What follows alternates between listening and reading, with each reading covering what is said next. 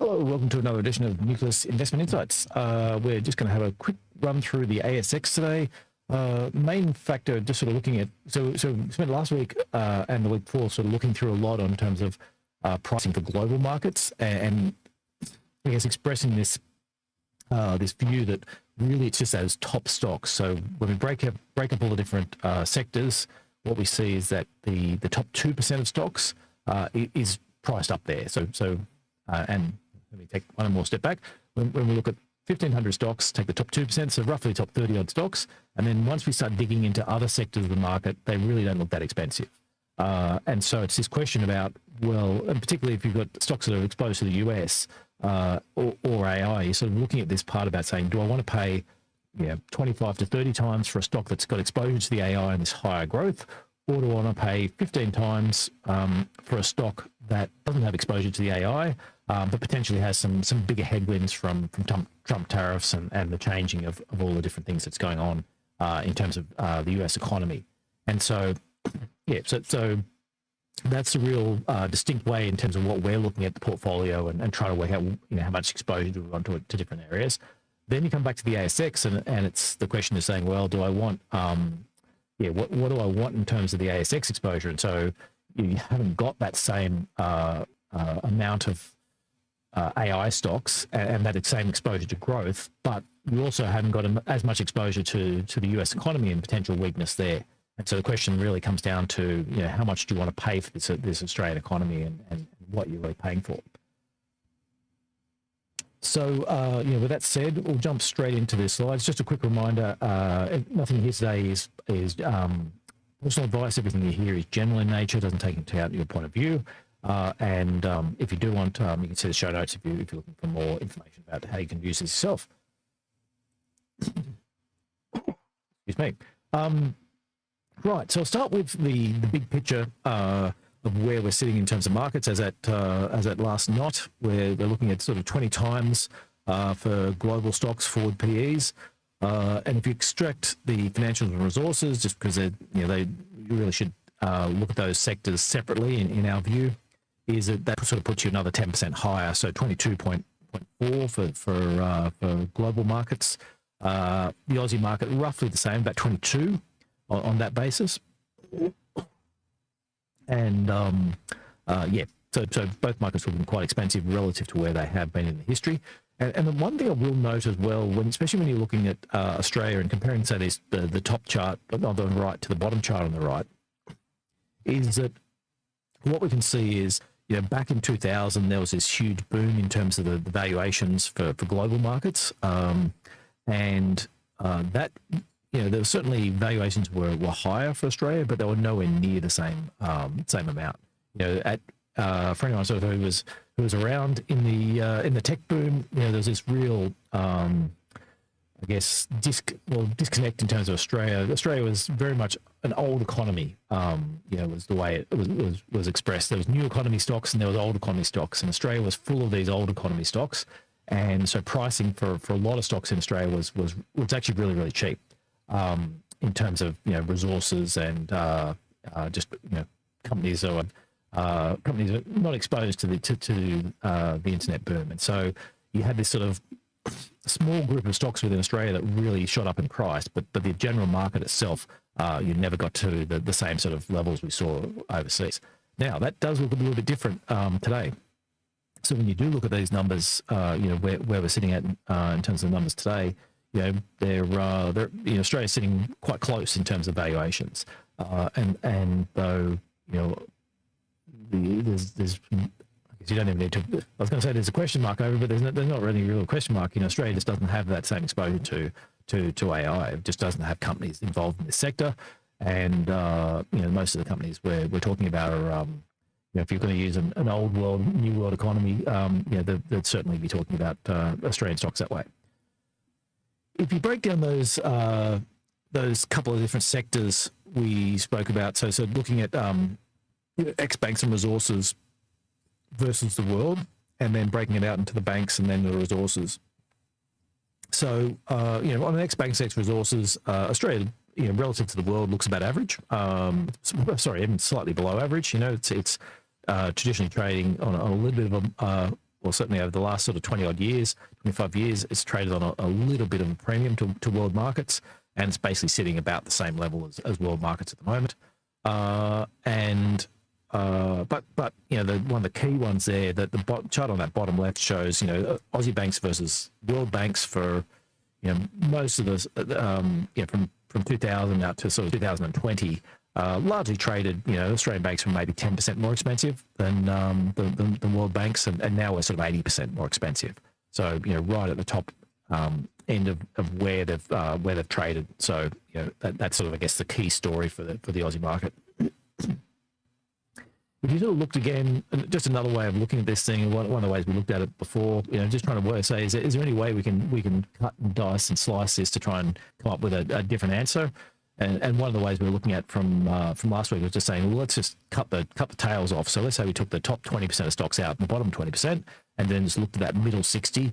Does Australia end up looking cheaper on this perspective? And when we did that for global markets, it did. So when we did this for global markets, you ended up with price to earnings ratios back around that sort of 15, 16 times levels. So basically saying, cut out the outliers and in terms of largest to smaller stocks and global markets, look about average for price, maybe slightly above. That's not the case for Australia. Australia, if you cut this middle 60% out, you're getting still up around 19, 20 times for earnings. So well above what we're seeing for global markets on that basis. You get similar answers if you just sort of look at things like medians and things like that. And then we have on this same part, if we just broke out and just said, look, just talking raw numbers for this ASX 100, that's if you want to look back for 20 odd years in terms of those numbers, you can see there that what we saw in 99 and 2000 was really just not much at all in terms of how values increased, and it's been we're sitting sort of basically at record highs in terms of where the Australian market sits at the moment relative to its own history. So that's certainly true a little bit of global markets, but as we saw from last week, there's a number of different ways you can cut it. It comes down to saying it's about this top 20 odd stocks exposed, and that's just not the case for Australia. A quick sales message, and we'll come back in a sec with some other sector sort of observations. We'll be back with the investment insights very shortly. Nucleus Wealth is an active and passive investment manager. If you like what you're hearing and want some help with your investing, we can do it for you via our active portfolios. Our tactical and core portfolios use the insights shared in this podcast to construct and manage your investment. We blend tactical portfolios to offer our combinations of international shares, Australian shares, government bonds, and cash. We vary the asset allocation with the goal of protecting your capital in times of market uncertainty. We also have active international and Australian share portfolios. These are chosen using our quality and value investment philosophy. You can find out more at nucleuswealth.com. Now back to the show.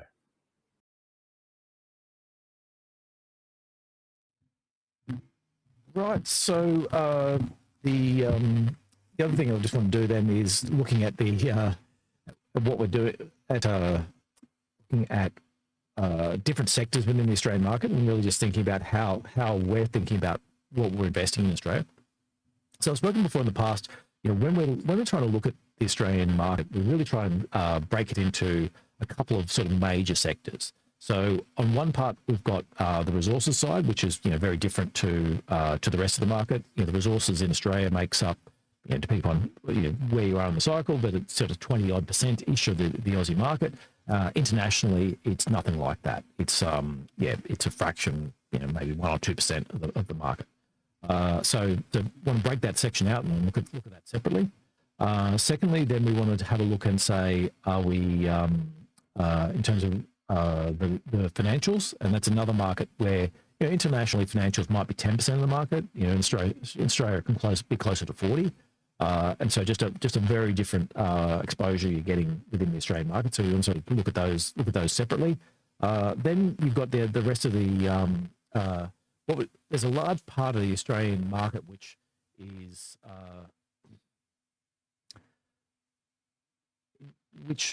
what we call defensive in nature. So things like property trusts, a lot of the infrastructure stocks. You know, I guess in a way, you know, we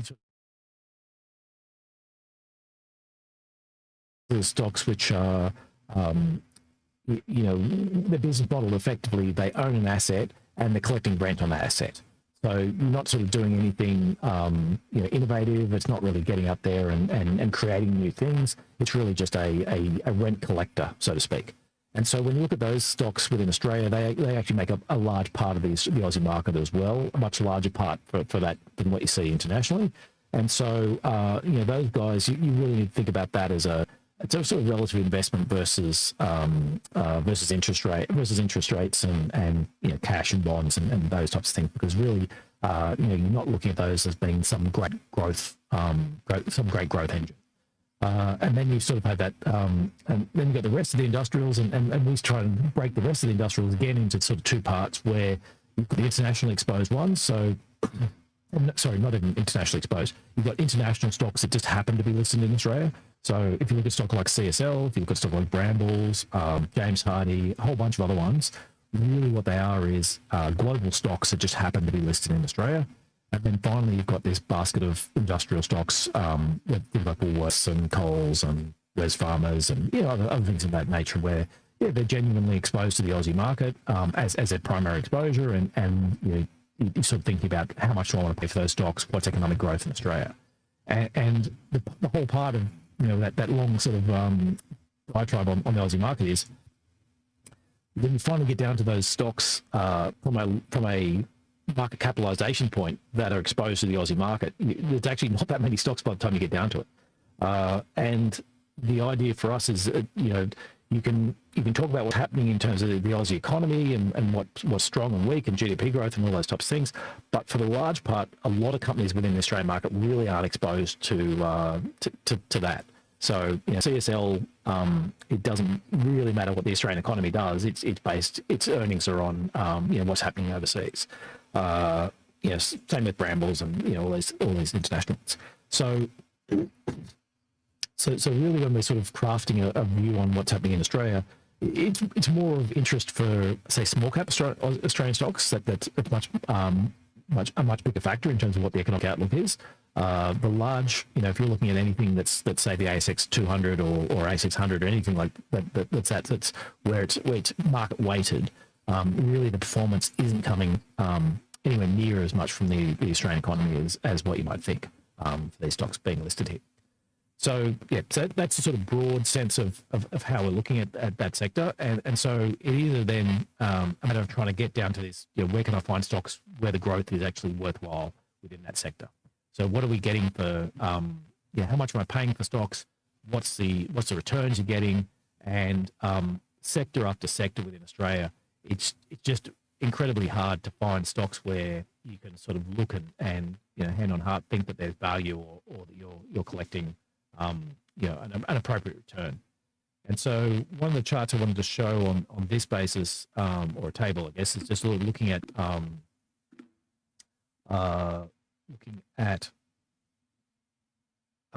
each sector and its sort of multiple that you end up getting, you know, at the moment. So this is not a time series one. It's just sort of saying, okay, well, look, if I was going to invest in, you know, US information technology stocks, you're sort of paying almost 30 times for it. The equivalent in Australia and New Zealand is almost 70 times. Just as there's just not many stocks within that sector, and the ones that are there are expensive. You know, real estate sort of Australia cheaper than the US, but you know, some issues over reporting and what actually are earnings within these sectors. But yeah, the real estate sector, Australia is certainly expensive than most of the world, cheaper than US, Canada, but yeah, more expensive than most of the world. You look at the consumer sector, consumer discretion.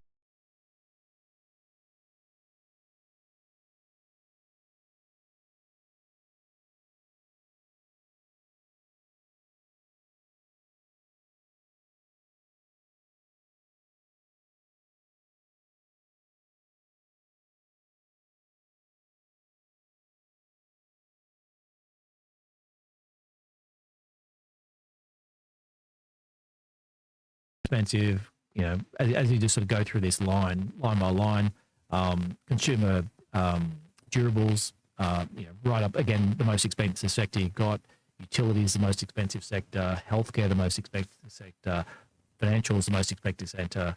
So you're basically going, well, materials, they look a little bit cheaper, and that's to some extent that's the factor that Australia is talking about. We're talking about iron ore stocks largely, whereas the US it's a sort of different set of stocks, and so the 14 times earnings, and with a view that hey, the iron ore price is probably too high for where it should be in the longer term, and so you just don't want to pay for the earnings if you think the earnings are sort of overpriced. And then one place where you can say, yeah, maybe there's a little bit of value within Australia. I guess there's other different factors that are affecting that, but the net effect is, as you go through the sector by sector, Australia is very hard to find value within that, and that's sort of one of the key reasons why we're sticking with international stocks.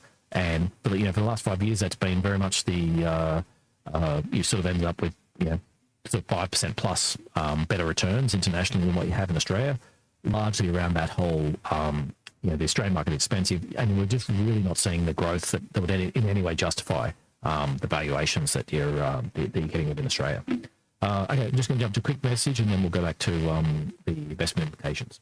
We'll be back again shortly. If you like what you're hearing but want a low-cost passive option, Nucleus Wealth is the first to offer passive direct indexing in Australia. The first generation of passive investing was index funds. The next gen was ETFs. Now, direct indexing is here with significantly more customization and control. The benefit of direct indexing is you can add or subtract investment themes, and we have almost 100 different options to choose from. For example, you could buy an international share direct index portfolio that excludes fossil fuels and arms manufacturers and has a tilt towards cybersecurity and cloud computing. Alternatively, you could buy a portfolio with no screens and an extra exposure to nuclear power and defense contractors. You can find out more at nucleuswealth.com. Now back to the show.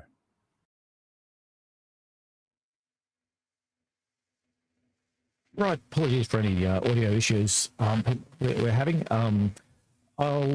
Just to wrap up, I think in a way this is the whole thing's been an investment implications podcast today, but I think that I'll just sort of reiterate some of the key points in terms of how we're looking at allocation and how I think you should be looking through your portfolio is separating and going, do I want to own Australian banks at trading on almost 20 times earnings versus globally where you can pick them up for half that. Is that something you want to buy? And for us, it's largely not. Then you sort of go through the resources sector. What exposure do I want? What's your view on China? Is China going into a slowdown or not? Because if China's going, and globally, are we going to be sort of suffering a sort of slowdown in terms of global performance? Because if that's the case, resources generally not somewhere you want to be. There are some issues around energy. For us, is what's happening in Ukraine and Russia, I think is really important. In terms of Ukraine's been taking a lot of Russian production offline in terms of their oil production, so that is sort of could be a key sort of catalyst for higher oil prices if that's the case. But then the flip side is maybe they come to a peace resolution sometime soon. Who knows? So there's certainly a lot of what's within that we need to sort of take into account. So that's the energy sector. Then we jump into this the stocks where the defensive stocks within Australia. Now there's partly an interest rate story within this, and so falling interest rates make some of that attractive around that, and then other issues within property and infrastructure, pricing wise, to trying to come up with the right value.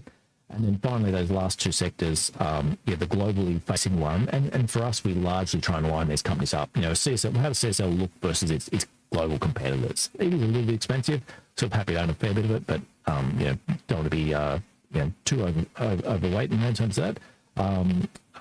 And then sort of Brambles, all those types of ones, where they sit versus global competitors. And then finally, the Aussie ones, what are we seeing in terms of the Australian market?